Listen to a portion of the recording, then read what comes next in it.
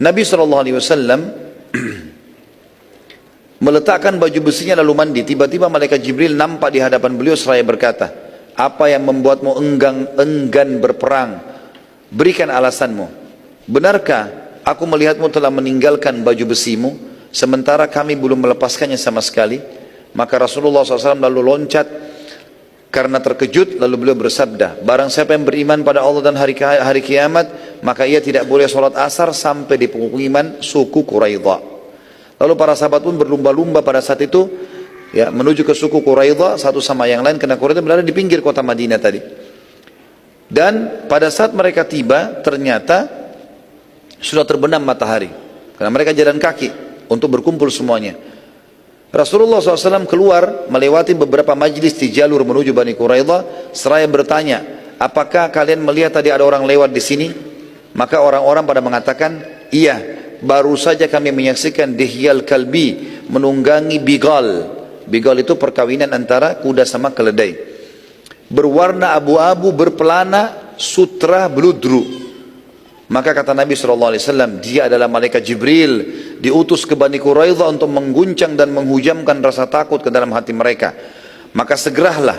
Kemudian Nabi SAW pun mengepung suku Quraidah pada saat itu. Suku Quraidah, teman-teman sekalian, mereka berkhianat tadi. Sudah kita tahu kesepakatan dengan Nabi SAW dan muslimin. Dan pengkhianatan mereka sangat berbahaya terhadap kota Madinah dan muslimin. Di sini pelajaran penting. Tidak bolehnya menunda hukuman terhadap para pengkhianat agama, karena mereka akan mengulanginya kalau dibiarkan. Pengkhianat agama nggak boleh sama sekali. Kalau gini, jadi dalam Islam gini teman-teman, kalau sesuatu perbuatan terjadi, kepergok dihukum, walaupun sudah minta maaf. Itu hukum syar'i kita.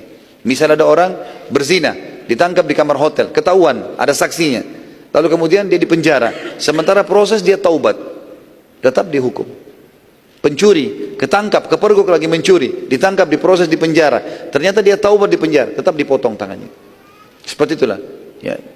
Jadi Quraidah di sini berkhianat dan memang kepergok, ketahuan dia berkhianat. Walaupun nanti mereka mau minta maafnya tidak bisa sama sekali. Karena kalau tidak pengkhianat berbahaya. Di sini perintah yang sangat luar biasa dari Allah SWT kepada Jibril AS. Nabi bahkan belum sempat mandi, langsung diperintahkan menuju ke suku Quraidah. Pada saat tiba di depan benteng suku Quraidah, Rasulullah SAW memerintahkan para sahabat melindungi beliau dengan perisai sampai para Yahudi Bani Quraidah bisa mendengar suara beliau. Artinya Nabi SAW berjalan terus sampai depan pintu gerbang, tapi para sahabat menameng dengan perisai-perisai.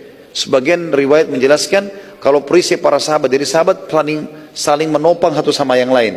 Jadi ada sahabat yang naik di punggung sahabat yang lain sambil pegang perisai. Terus sangat tingginya perisai itu dibuat melindungi Nabi SAW. Pada saat itu Nabi SAW mengucapkan kalimat, teman-teman sekalian, yang belum pernah Nabi ucapkan kalimat seperti ini. Nabi orangnya selalu santun kalau betul-betul kata, tapi pada saat itu Nabi mengatakan, wahai saudaranya kera dan babi, telah datang dari Allah Azza wa Jal, Allah yang maha mulia dan maha tinggi, penghinaan dan kehancuran kalian. Sebab pernyataan Nabi SAW ini adalah sebab ada dijelaskan dalam Al-Quran surah Al-Ma'idah, surah nomor 5 ayat 60, tentang mereka disebutkan oleh Allah menjadi, ya, dikutuk menjadi babi dan kerah tadi. Surah Al-Ma'idah ayat 60 menjelaskan itu. A'udzubillahi minasyaitonirrajim. Qul hal unabbi'ukum bisyarrin min dzalika mathubatan indallah man la'anahu Allah wa ghadiba 'alaihi wa ja'ala minhumul qiradata wal khanazir wa ja'ala minhumul qiradata wal khanazira wa 'abada at-taghut ulaika syarrum makana wa adallu an sawa'is sabil.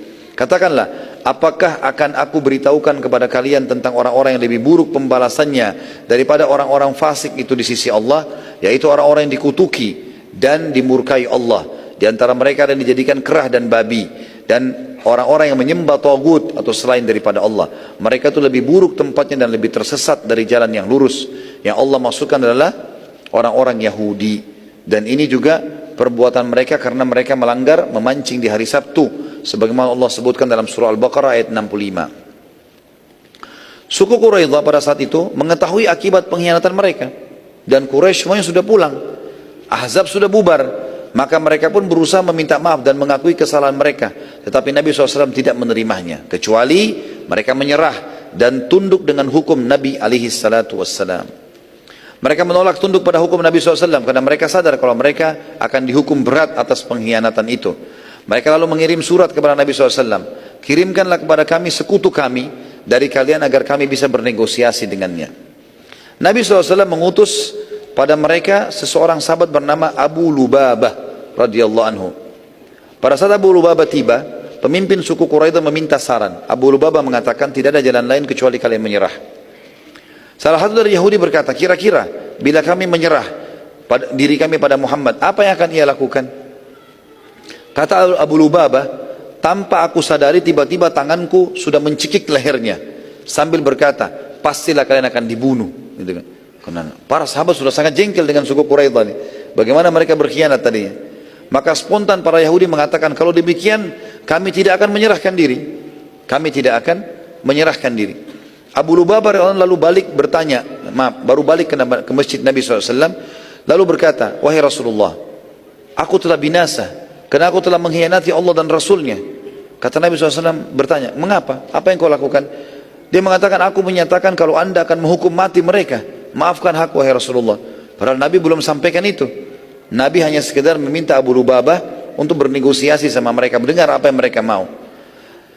Nabi SAW menjawab, aku tidak akan mengambil keputusan sampai Allah yang menentukan, hai Abu Lubabah. Karena memang Allah yang menurunkan hukuman akan membunuh mereka, menghukum mereka. Tapi itu belum boleh dibilang. Ya.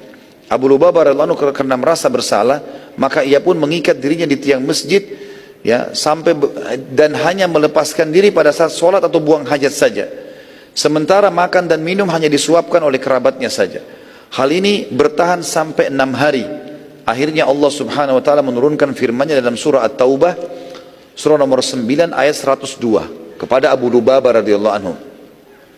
At-Taubah surah nomor 9 ayat 102. A'udzu billahi minasyaitonir rajim wa akharuna i'tarafu bi dzunubihim kharatu amalan salihan wa akhara sayyi'an asallahu an yatuba alaihim innallaha ghafurur rahim.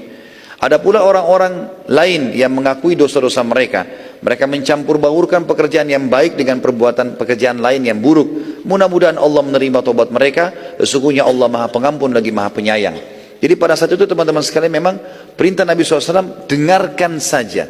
Dengarkan saja, jangan buat yang lain. Tapi Abu Lubabah bilang, saya tidak sadar. Waktu mereka minta saran, kira-kira kalau kami menyerah diapakan? Kata Abu Lubabah, tiba-tiba tangan saya sudah mencekik lehernya dan mengatakan, pastilah kami akan bunuh kalian. Seperti itulah.